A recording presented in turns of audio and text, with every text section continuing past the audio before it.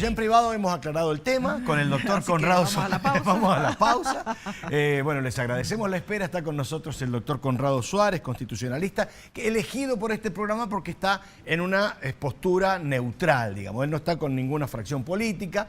Está limpio de culpa y cargo, doctor. ¿Cómo le va? Bienvenido. Muy bien, muchas gracias por la invitación. Un gusto de estar acá.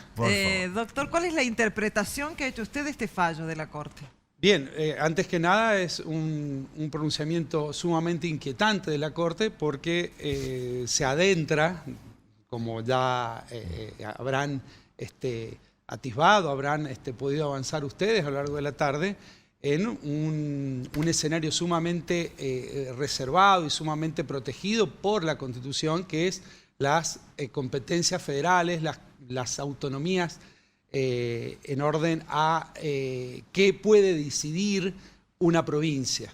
Y en ese sentido nosotros tenemos como antecedente, en orden a lo que se ha decidido hoy en mediodía, el ejercicio del poder constituyente derivado, ejercido allá en el año 2011, mediante el cual se cambió la Constitución, insisto, poder constituyente, algo sumamente vinculado con justamente las autonomías provinciales, el poder de las provincias de darse sus propias constituciones. Y en ese sentido, bueno, allí hubo una expresión en aquel año que personalmente nunca la compartí, quizá por razones de índole republicanas, en el sentido de limitación del ejercicio del poder, pero lo cierto es que lo que debemos aceptar es que allí hubo el ejercicio de un poder constituyente que tenía muy en vista el texto de la Constitución Nacional, el texto de la Constitución Federal que se había reformado en el año 1994,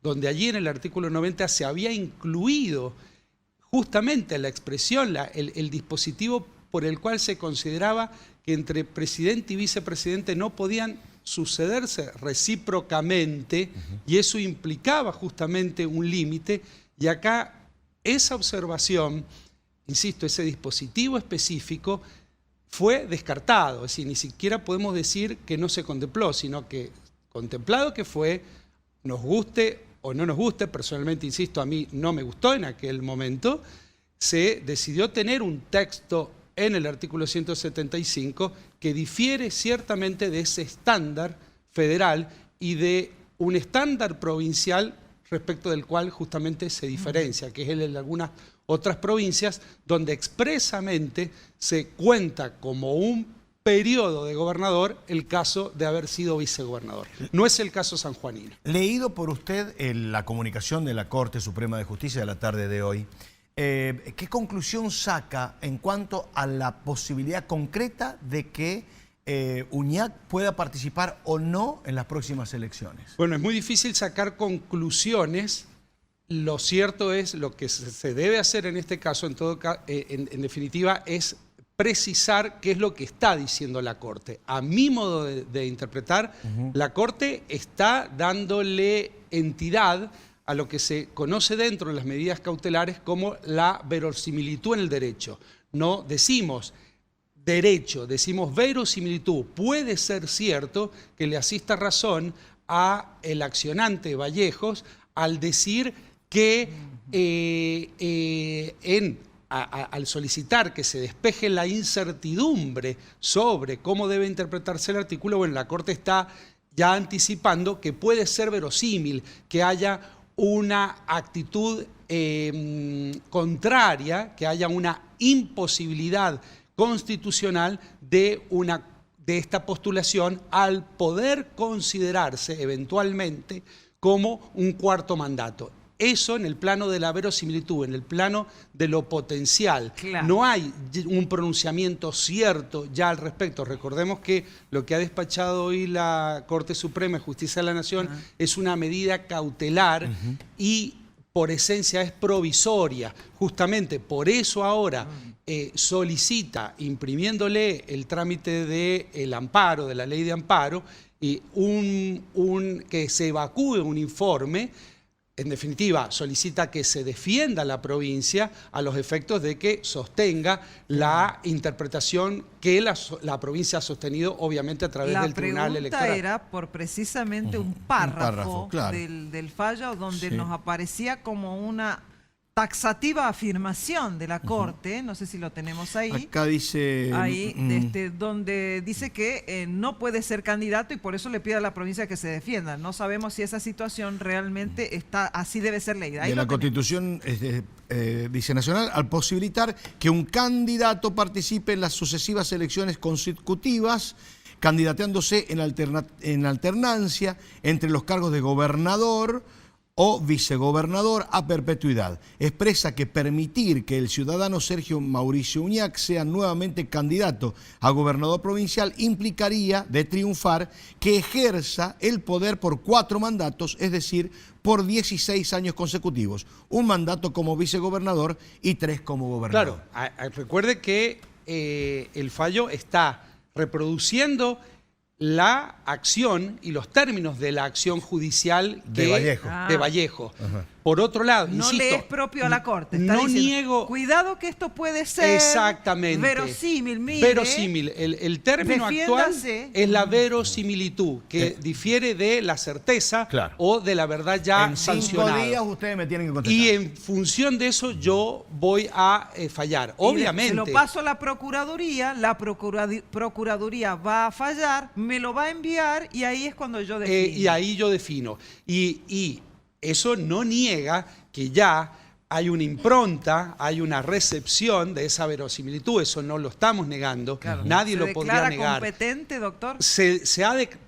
Antes que nada, ¿no? de previo especial pronunciamiento se está declarando competente porque si no, no podría omitir ningún tipo de resolución. Y eso es sumamente inquietante. En orden a algo que uno debería tener en cuenta aquí es 2 planos que si muy brevemente y en un lenguaje lo más claro posible me gustaría decirlo. Sí. Por un lado está la solicitud de la interpretación acerca de si esta situación va en contra de lo que prevé la Constitución. Pero hay otro plano, que es el plano de la decisión del poder, insisto, constituyente que ejerció el pueblo sanjuanino en el año 2011. Si la Corte efectúa un juicio, una valoración sobre ese texto constitucional y lo interpreta como incompatible con los estándares de la Constitución Federal, estaríamos adentrándonos en un inquietante plano de desconocimiento del federalismo argentino que la propia Corte y sobre todo fallos de algunos miembros, es decir, votos de algunos miembros de esta conformación del tribunal han mantenido férreamente, en tanto que eso es competencia local, es decir, cómo se van a dar sus propias instituciones. Que haya un estándar nacional que preserve la temporalidad de los mandatos, ¿está bien? Como factor del sistema republicano de gobierno, no quiere decir, lo ha dicho la Corte muchas veces, que ese molde deba ser reproducido textual y literalmente por las constituciones provinciales. Bien. En definitiva, yo tengo la preocupación de que la Corte, independientemente de la coyuntura política, esté entrando en un terreno sumamente comprometido con las bases del federalismo que la misma Corte defiende. Bien, ¿son casos parecidos del de Santiago del Estero, La Rioja, Catamarca, a este de San Juan, que están argumentados? Ciertamente son parecidos, pero la textualidad de la cláusula constitucional de la provincia de San Juan no es la misma y la interpretación sistémica en el sentido de cómo se debatió en las convenciones constituyentes, en el caso nuestro en la Cámara de Diputados, vía enmienda del año 2011, es ciertamente diferente,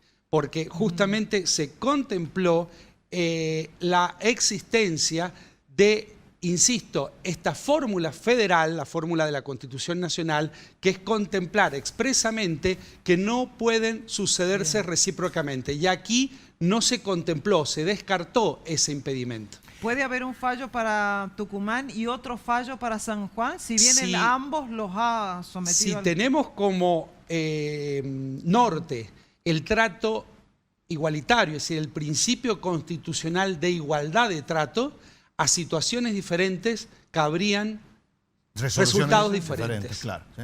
Bueno, entonces, para que más o menos se pueda sacar una conclusión, usted dice que hay un peligro, está en peligro el sentido federal de todo Está esto. comprometido, ciertamente. Está y lo dice el comprometido. fallo de la Corte el fallo de hoy, cuando habla específicamente de Rosenkrantz, que se encarga de hacer algunas diferencias.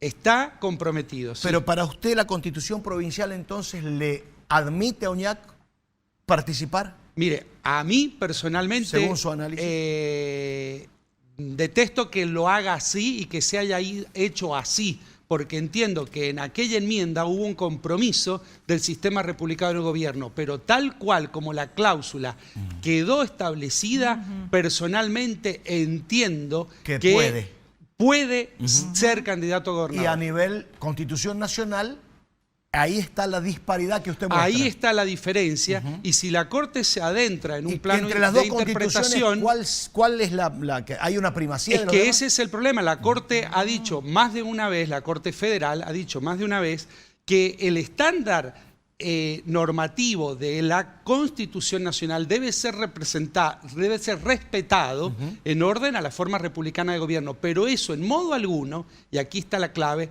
debe ser una copia exacta. Lo ha dicho, no tiene por qué ser una copia exacta. Y de hecho no lo fue porque cuando fue la enmienda la hicieron distinta. distinta. Es distinta y si no, por eso digo, si nosotros estuviéramos homogeneizando el criterio al sistema federal, al sistema de la Constitución Nacional me refiero, tendríamos un fuerte compromiso de nuestro sistema federal de Estado, en el cual las provincias se dan sus propias interpretaciones. Y una última, si me permite, a lo mejor ya no en el plano de lo estrictamente constitucional, sino en el plano de sus opiniones. ¿Qué opinión le merece lo que dijo Albo recién? Que esto es político y no... Justamente por estos argumentos, en este momento guiado por... digamos, intereses mucho más trascendentales que la coyuntura política. También miramos a nuestros hijos, al fin de semana. Me interesa mucho más cómo vaya a quedar configurado el federalismo y creo que hay razones importantes para ecuacionar lo que vendría a ser siempre que está en tensión, que es la democracia y la Constitución. El límite al poder de la mayoría en todo momento lo da la democracia, pero salvaguardando el federalismo. Y por lo tanto, el hecho de haber escuchado recién que se consume todos estos razonamientos y muchos otros más que se podrían dar con más tiempo en una cuestión política y, a mi modo de ver, disculpen, pero con una actitud un tanto derrotista, como ciudadano de esta provincia me siento sumamente consternado. Muy bien. Bueno, doctor, quiero agradecerle porque ha sido muy claro, ha acudido a nuestro pedido de último momento. No va a ser la última vez, falta que se defienda la provincia, falta la Procuraduría y el fallo final, tres instancias. Y falta también que el Tribunal Electoral se pronuncie en orden a las circunstancias que no deberían dejar de tener en miras que desplazar temporalmente elecciones que han sido por todos previstas para un mismo momento tiene una incidencia fuerte en el sesgo de las preferencias electorales. Nadie va a votar de la misma manera sin saber cómo han sido los resultados a sabiendo ya cómo han sido. Claro, o sea, esto Usted dicho... no ve conveniente que las elecciones es otra elección. Que sean municipales. Es una regla de juego nueva. Anticipando... Es una regla, en todo caso debía haber sido aceptado por todos los contendientes previamente. Si no está cambiando las reglas de juego porque no es neutral, no es inocua la modificación en orden a que el elector conozca cómo ya han salido determinados resultados. Hay un precedente de resultados. Muy bien. Doctor, muchas gracias. No, al contrario, un placer como siempre. Con nosotros Conrado Suárez Jofré, constitucionalista en Pensar San Juan.